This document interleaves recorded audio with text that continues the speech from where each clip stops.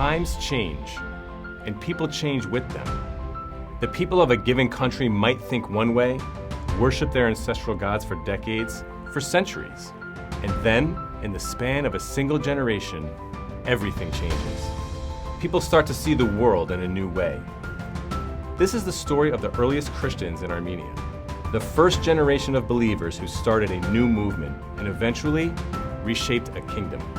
It's the story of the new path they chose and about why they chose it.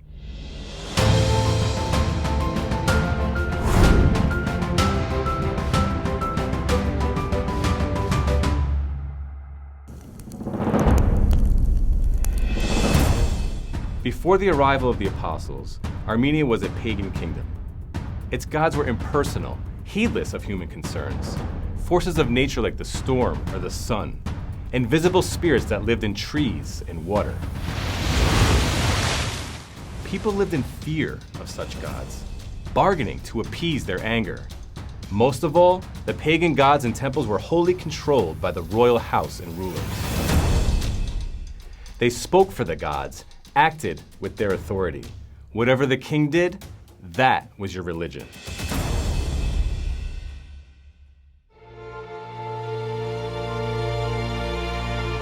Saints Thaddeus and Bartholomew are known as the apostles to Armenia.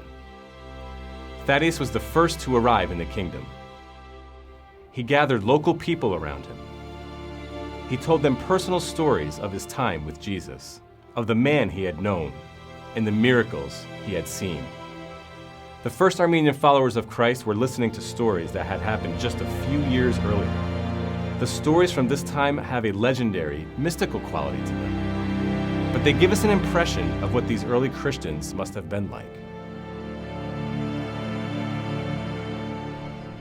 They lived simply.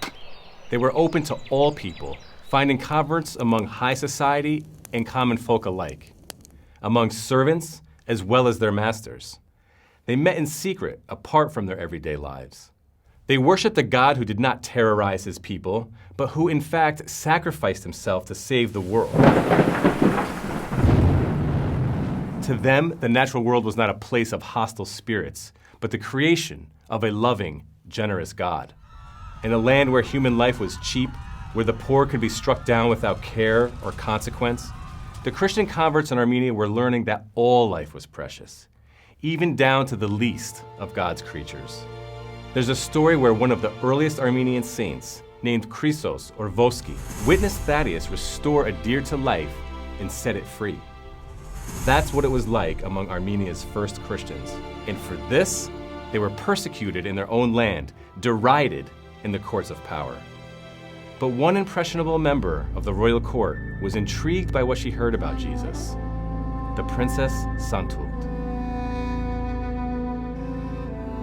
In secret, she sought out the strange holy man, the Apostle Thaddeus, to learn more about Jesus and this new Christian way of life. Her intrigue turned to faith, and she converted to Christianity.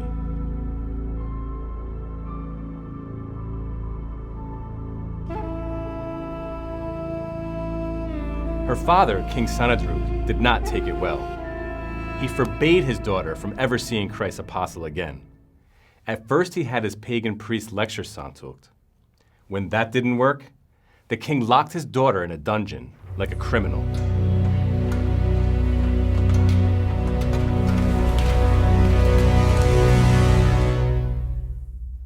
But she stood firm. Finally, the king gave an ultimatum. He placed two objects before Santukhd: a crown, symbolizing the privileged life of royalty, and a sword, the sign that death would come to her or anyone else who followed Jesus Christ. The girl Santukhd made her choice.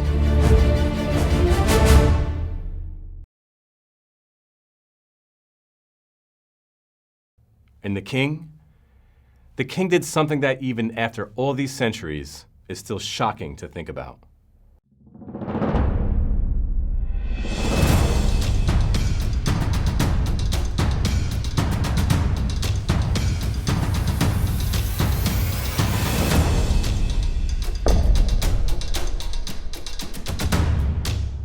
he executed Santukhd.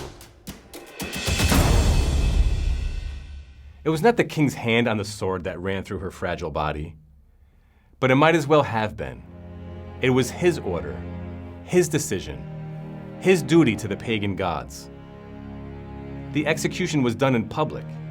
Stories tell us that 200 people saw the death of Santukhd.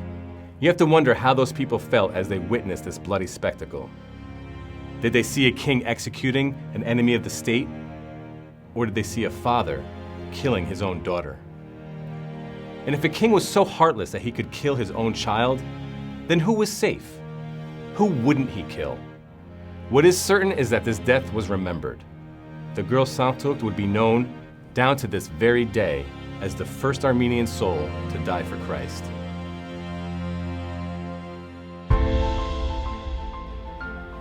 Her death placed a stark choice before the Armenian people.